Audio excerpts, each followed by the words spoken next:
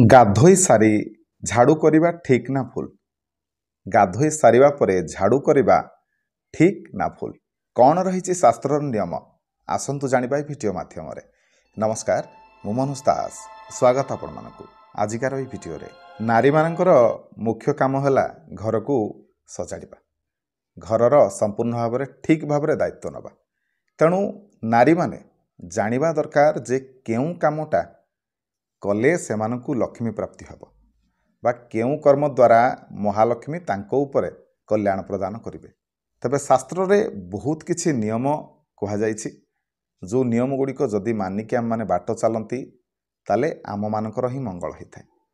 ତେବେ ସେ ଶାସ୍ତ୍ର ଅନୁସାରେ ଗାଧୋଇ ସାରି ଆସିବା ପରେ ସାଙ୍ଗେ ସାଙ୍ଗେ ଘର ଓଳେଇବା ବା ଘରେ ଝାଡ଼ୁ କରିବା ଠିକ୍ ନା ଭୁଲ? ତେବେ ମା'ମାନେ ବା ନାରୀମାନେ ସମସ୍ତେ ଦିନସାରା ପ୍ରାୟତଃ ଘରର ଯତ୍ନ ନେବା ସମୟରେ ଝାଡ଼ୁ ବହୁତ ଥର ପ୍ରାୟ କରନ୍ତି। ଝାଡ଼ୁ କରିବାଟା ଖରାପ ନୁହଁ, ଝାଡ଼ୁ କରିବାଟା ଭଲ ଜିନିଷ ଆଜ୍ଞା। ତେବେ ସକାଳୁ ତ ଆପଣମାନେ ଗାଧୋଇ ପଡ଼ିଲେ, ଗାଧୋଇଲା ପରେ ବି ଆପଣମାନେ ଝାଡ଼ୁ ମାରୁଥିବେ।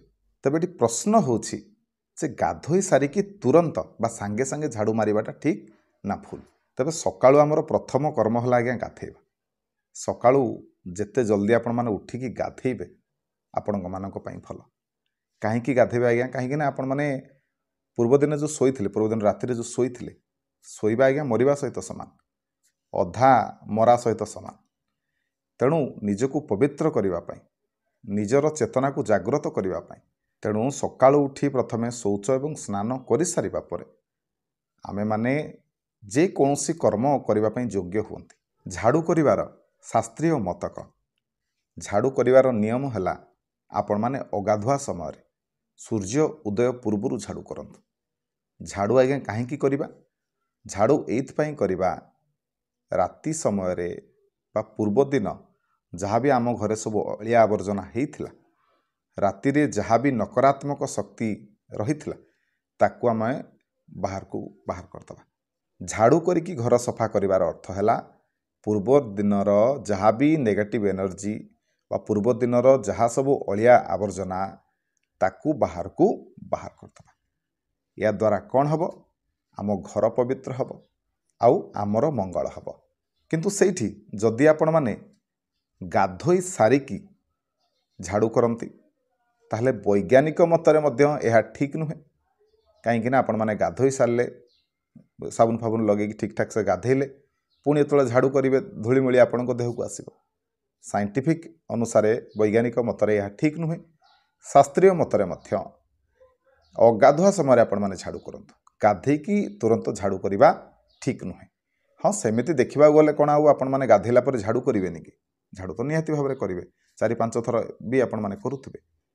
କିନ୍ତୁ ଗାଧୋଇ ଆସିକି ତୁରନ୍ତ ଝାଡ଼ୁ କରିବା ଅନୁଚିତ।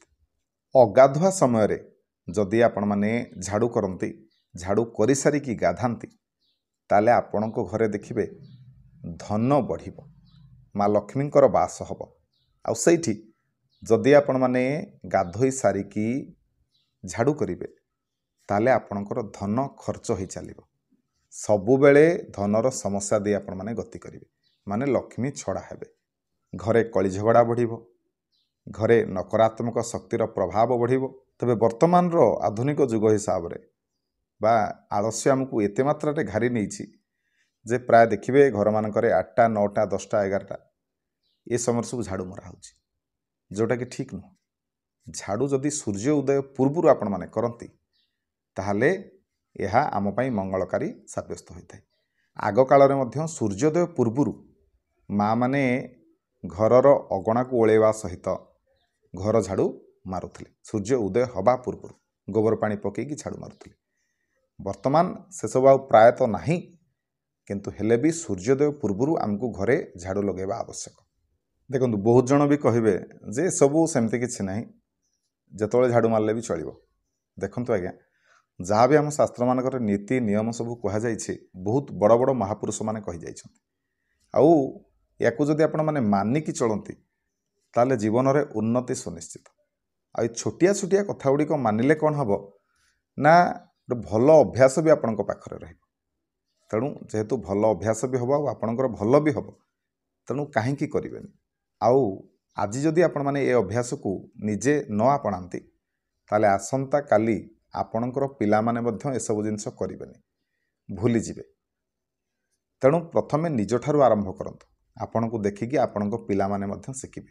ଆମେ କରିବା ଦ୍ୱାରା ଆମ ପିଲାମାନେ ସେସବୁ ଜିନିଷ ଜାଣିବେ, ସେମାନେ ମଧ୍ୟ କରିବେ ଆଉ ଆଗାମୀ ପିଢ଼ିକୁ ସେସବୁ ଜଣାଇବେ।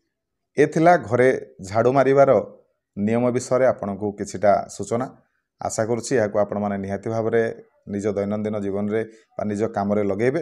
ଭିଡ଼ିଓ ଯଦି ଭଲ ଲାଗିଥାଏ ତାହେଲେ ଭିଡ଼ିଓକୁ ଲାଇକ୍ କରିବେ, ସେୟାର କରିବେ, ଚ୍ୟାନେଲକୁ ସବସ୍କ୍ରାଇବ୍ କରିବାକୁ ଜମାରୁ ଭୁଲିବେନି। ରହିଲି, ଜୟ ଜଗନ୍ନାଥ।